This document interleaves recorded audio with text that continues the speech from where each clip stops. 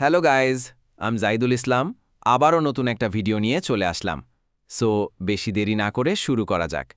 তিনি বারবার বলছিলেন তার বাচ্চার দরকার নেই, যদি তার স্ত্রীর কিছু হয়ে যায় তাইলে। এই ভয়ে তিনি বাচ্চাকে পৃথিবীতে কোনোভাবেই আনতে চাইছিলেন না। কিন্তু অলৌকিকভাবে তার স্ত্রী গর্ভবতী হওয়ার পরে একেবারে সম্পূর্ণ সুস্থ হয়ে গেলেন, এবং তখন ডাক্তার জানালেন যে আর কোনো ভয় নেই। তার স্ত্রীও ভীষণ খুশি ছিলেন তখন। বাচ্চা হওয়ার 5 দিন পর থেকেই তার স্ত্রীর শরীর খারাপ হতে থাকে। তার স্ত্রী বাচ্চাটাকে অন্যদের কাছে দিয়ে স্বামীকে কাতর কণ্ঠে বলে, আমি তোমার সাথে অনেক বছর বাঁচতে চেয়েছিলাম, কিন্তু আমি তো আর মনে হয় আর বাঁচব না। এরপর স্বামীর গলা জড়িয়ে দীর্ঘক্ষণ ঘুমিয়ে থাকে।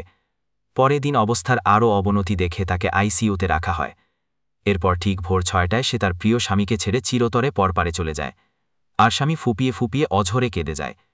এমনকি সে তার স্ত্রীর হওয়ার সময় সিজার হওয়ার আগে ডাক্তারকে চুপি চুপি একবার বলেছিলেন, যদি এমন পরিস্থিতি হয় যে বাচ্চা কিংবা মাকে বাঁচানো যাবে, তাহলে আপনি কিন্তু অবশ্যই আমার স্ত্রীকে বাঁচাবেন, কারণ ওকে ছাড়া আমি কোনোভাবেই বাঁচতে পারব না।